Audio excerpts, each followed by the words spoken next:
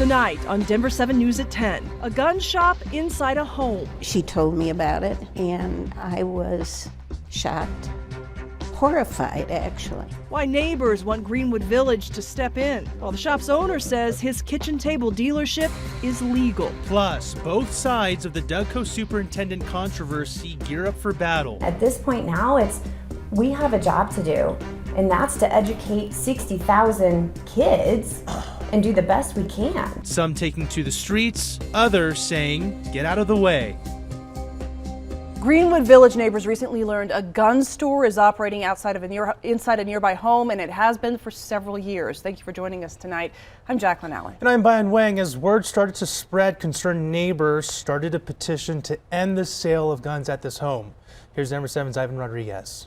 For the last 50 years, Sandy Carson and her family have called this place home. We planted every single tree, every flower. It's a cherished possession of ours. But for her, that peace was recently shattered. Recently, I was beginning to see myself somewhere else because of when I discovered that there was a gun business so close to me. That business is Tomcat Tactical Firearms. I've had many sleepless nights. I'm upset that nothing has been done about it up to this point, that we've been told that he's legal. A few hundred feet away, We've been here coming up on 5 years. owner of the store, Jason Pratt, says everything is legal and welcomes neighbors who are concerned. Yeah, I would like them to come by and see how I operate and see the discretion. Pratt says the recent petition to close down the store connected to his home is unfounded, since he is fully licensed and following all laws to operate. One of the neighbors called the police and they came and paid me a visit,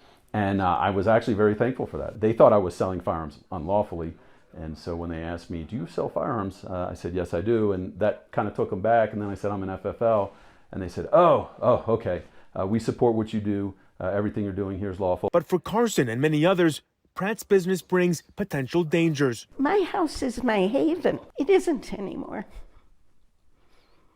And it's very upsetting. Carson and the hundreds who have already signed the petition say the debate is not about gun ownership, rather the sale of them in a residential area. If he wishes to have such a business, he could be in a commercial setting. That would require me to invest a tremendous amount of time and money and grow the business beyond what I want. Because of a new bill passed by Governor Polis last year, local elected officials have the power to keep guns out of certain places and regulate gun dealers, meaning the future of Tomcat Tactical could be in the hands of Greenwood Village's city council. It is said that the first person to bring his case seems right until another person comes and examines him. So this gives me an opportunity to shed light on misinformation.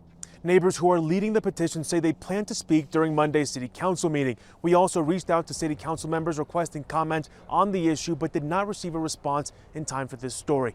In Greenwood Village, Ivan Rodriguez, Denver 7. Thanks, Ivan. And to give you some more context, Greenwood Village can pass stricter gun laws just for their city. And that's because last year, Governor Polis signed a law allowing cities to establish their own gun regulations if they are more restrictive than state law. That includes sale, purchase, transfer, or possession.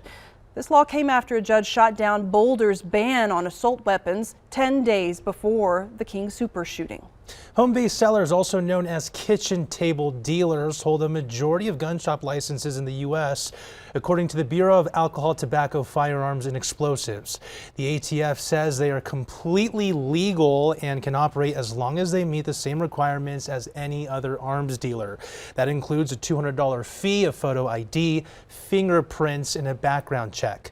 Neighbors, along with volunteers in the Colorado Moms Demand Action Group, will present their petition to Greenwood Village City Council at their meeting tomorrow. That meeting will be at 7 p.m. at Greenwood Village City Hall. We will have updates for you on the air and online.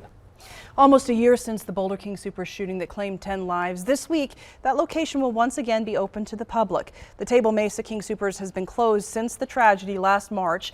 Wednesday morning, they will hold a reopening ceremony honoring the victims before they immediately reopen afterwards. Students in the Douglas County School District are planning a walkout tomorrow. It's in protest of the 4 new school board members voting to fire longtime Superintendent Corey Wise. Now, Denver 7's Sloan Dickey spoke with others who say instead of taking to the streets, protesters should just let the school board members do their job. This one kind of says, appreciate our teachers. We have some about the Sunshine Law. Periana is making signs for a walkout at her school tomorrow. Honesty, ethics, and accountability, it all matters, including celebrating diversity and among those things. Just days after the teacher walkout from Douglas County schools, this one is for students. Thursday's rally was pretty evident that teachers in the district are not feeling happy about what's going on. Mickey Benj, a mother and teacher in Douglas County, says walkouts like these will continue to raise voices she says are not represented on the school board. We've been surprised. We felt, I would be lying if I didn't say we were saddened and disheartened by the recent actions. For a week, protesters in Douglas County have raised their voices over the removal of Superintendent Corey Wise. On Friday, he was fired from his position in a school board vote of 4-3. I was sad, I was angry, I was shocked, and now I want it fixed.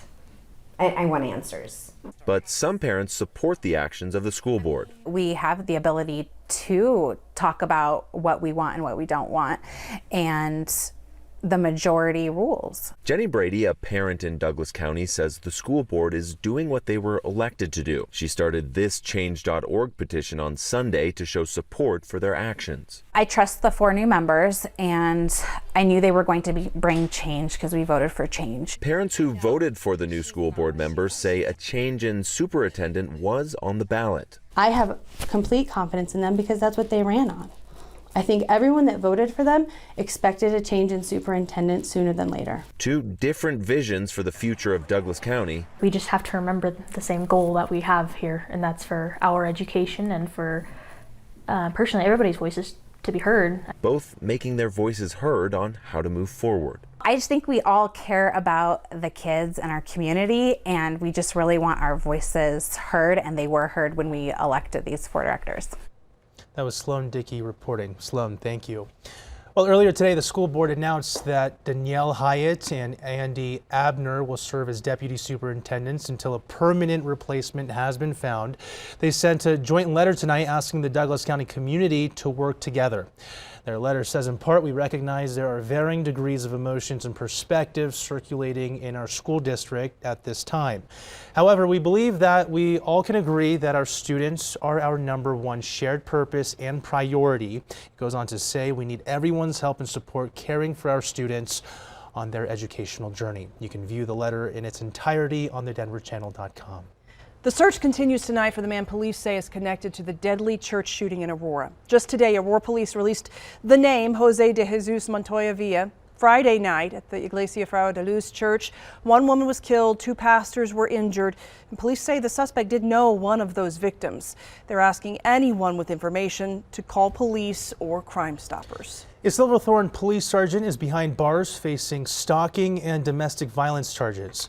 According to court documents, the Silverthorne Police Department was informed of domestic abuse allegations against Police Sergeant Joel Ponadell in November. Ponadell was placed on administrative leave, then later turned himself in. Ponadell's next court date is March 1st. Police are trying to find out why a man set a home on fire in Aurora this morning. The Aurora Fire Department got the call around 11 a.m. Fortunately, they were able to put out the flames quickly and no one was injured. Right now, the damage is too severe to let the residents back in. Police say they've arrested Mohammed Afia. He is facing arson charges and assault on a police officer. Afia is in Aurora jail being held on bond. A car repair nightmare. My car is still at a automotive repair place, 54 days after I dropped it off. What was supposed to be a quick job at a Broomfield auto shop turns into a call to contact Denver 7, and we got some answers. Plus, these women did something no one else was able to do during World War II. 75 years later, their inspiring story and the recognition they deserve. It just means the world to me to know that my mother's service was not in vain. It'll be a chilly start tomorrow morning, but we rebound nicely into the afternoon. I'll let you know how warm it'll be on the 7-day forecast coming up.